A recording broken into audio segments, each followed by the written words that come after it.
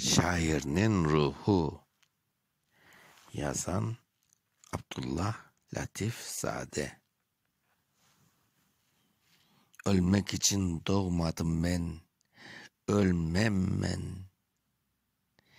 Revamı iç ümit, sevgi ve ışık vermek için yangan kızıl nur sönsün.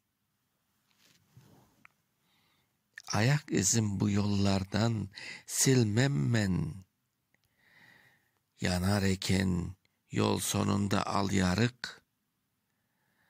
Nasıl olup unutulgan can könsün.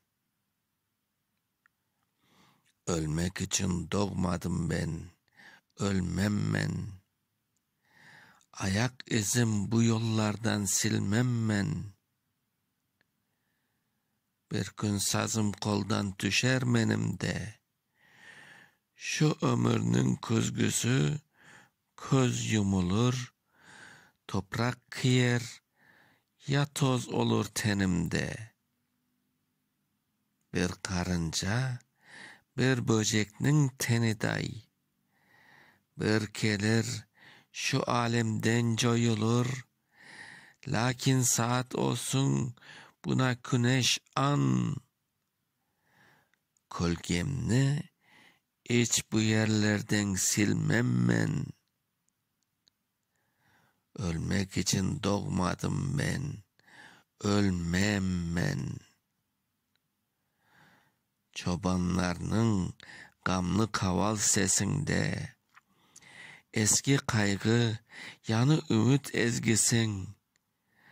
Sınmaz sazım ka yıllar ka ınranır. Közü yaşlı öksüzlerini yüzünde. Hiçbir yetim bundan ümit üzmesin. Benim bakkan ümit şavlem nurlanır.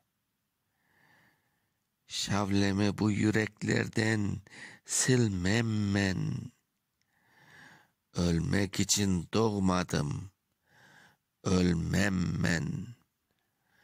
Okuyan Mustafa